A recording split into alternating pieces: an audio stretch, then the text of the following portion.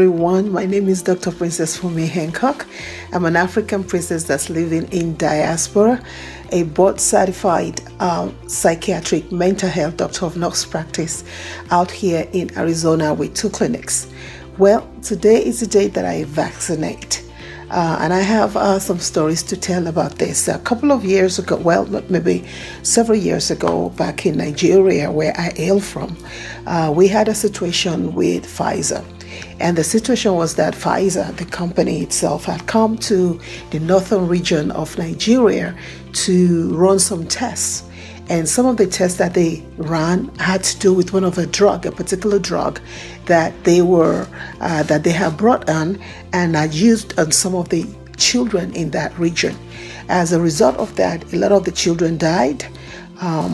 Those who that did not die got maimed, and it just became a disaster. It became a court case, and needless to say, Nigeria won a huge sum of money to be able to take care of those kids and the families out there. Now, when coming back here now and thinking about taking vaccine that they had actually developed here, I can certainly understand why Nigerians in diaspora would be hesitant in taking this vaccination. Why? Because of the seriousness of what had happened in Nigeria. And of course, when you look at that and you compare it with the Tuskegee experience that the Black Americans have here, it's quite similar, because here you are with here, they were talking about syphilis and the atrocities that was committed here versus back in Nigeria, where you have Pfizer who came in, did their test, ran their test without consent and all kind of stuff in Nigeria that led to the death of a lot of people. And so a lot of times you're hearing in America here, people talking about, a certain group of people are hesitant about taking the vaccination. But the truth is, not too many have actually talked about those in diaspora, Africans in diaspora, Nigerians in diaspora that live out here that have similar hesitation. And so for me, as an African princess that's living in diaspora, I feel like this is my way of lending my voice to it. That things happen, mistakes happened, a lot of things happened that could have caused us to doubt the vaccine. But the truth be told, what else are we going to do? We are in a dying situation where thousands of people are dying on a daily basis in America. And as long as we are here, what else are we going to do?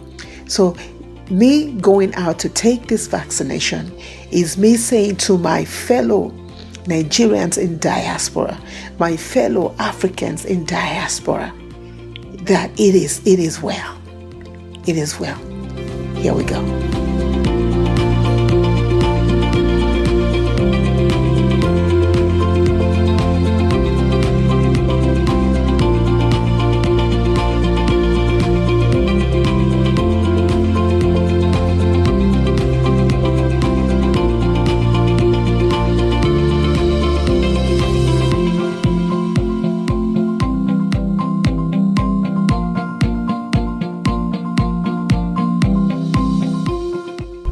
All right, everyone, I am here for the vaccination.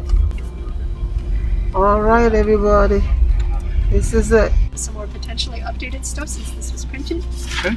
Once you receive the injection, you can scan this QR code with your phone. It'll take you to this website. It's a CDC site where you can check in about reactions and potential side effects. Okay. Totally optional, up to you whether or not you want to do it. So I have a copy of each of these for you. Okay. Thank you so much. Thank you very much. And today, so it's 1 injection, either arm. Doesn't matter which one, your preference. Okay. So now might be the time to roll up your sleeves, figure that out. Sure. You're going to write the time you receive the injection on the windshield of your car. Okay. And dry erase. Don't worry, it comes off.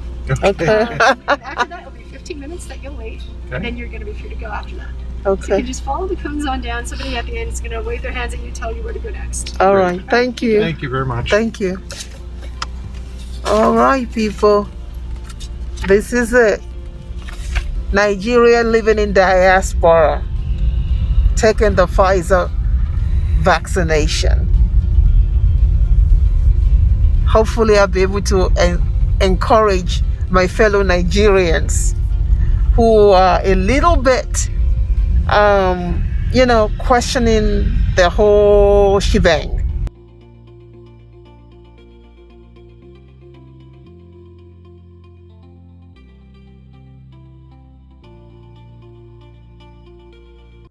Well, everybody, and we are done. Okay. We are done.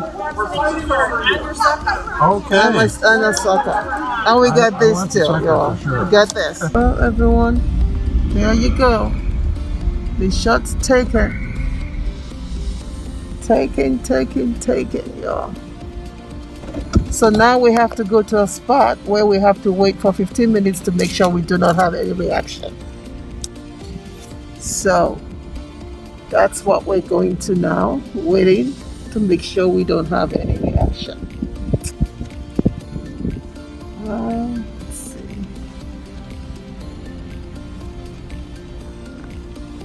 Alright. I guess we fill out our name on this thing ourselves. Yeah. So there you go. That's the card. That's the first shot, y'all. First shot. It wasn't painful. It was just a little pinch. And that's about it. But it wasn't really painful at all. And the process was actually, it wasn't as exhausting as I thought it was going to be. So it didn't take that long. It didn't take that much time. Well, I finally took the vaccine. So I guess I thought it was going to be more tedious than it really was. Whereas it was really, it wasn't tedious, I guess.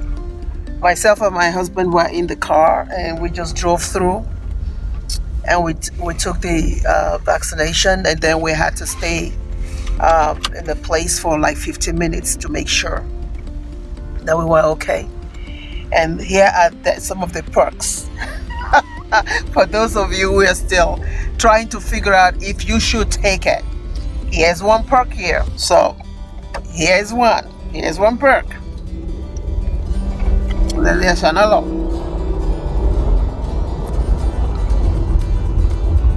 Now with me, I've always reacted to flu shots. So I'm really hoping that this will not be the case where this is concerned. So I'm keeping my fingers crossed on that one. And this is where I got it. It was just like a little pinch. Nothing major. It was just like a little pinch and nothing major. But I gotta tell you though, I almost did not take it. And it has nothing to do with all the conspiracy theories out there. It just has to do with reality, right? When you know that something has happened back in Africa before, where Pfizer is concerned, not just Africa, Nigeria, where I come from. And then to compare it with the Tuskegee experiment here. So my mind was kind of like going back and forth and trying to figure out, should I even take it at all? Because all I could think about was the incidents that happened in Nigeria several years ago, where a lot of children died as a result of Pfizer coming out there to, test some of their drugs, and they ended up testing it on some of these children and their families without getting, informed consent. And Nigeria as a country won the award. Won an award for I think about 50 million pounds sterling. And so for me, an African princess living in diaspora here, and just a little bit of the people, Nigerians that I've spoken with, that are kind of like hesitant too because of the past history, just like African Americans are hesitant because of their past history with the Tuskegee experiment. I felt like this was my way to kind of like say, yeah, there was a history, but we have to move beyond the history and look at the evidence and look at the research behind this. Now, I'm going to tell you right now, if Biden had not won, if I hadn't seen him take them shot, if I hadn't seen Kamala Harris take that shot, if I hadn't seen, Fauci, I don't know yet, but if I hadn't seen him, Don't go political, dear. and a couple of others take that shot, I probably would have taken it. I'm a political person, so please spare me. I probably would have taken that shot, and that's the truth. I probably wouldn't have see, my husband don't want me to go political, and he knows me that I'm a political person. So, hey, I probably would have taken it, and that's the truth. We have to start telling the truth here. So, I probably a list of what? Trump's revenge list. Oh, well, too bad. You know, because he's never messed with a Nigerian before. A Nigerian African woman, black woman, he never been there before. So he don't want to go there. But seriously, I wouldn't have taken it. I had the intentions of not, I had all the intention of just waiting this out and saying, let somebody else go and be the guinea pig first. But just watching other people take it and watching other things, and also looking at myself as someone who other people look up to, then I changed my mind. So there you go.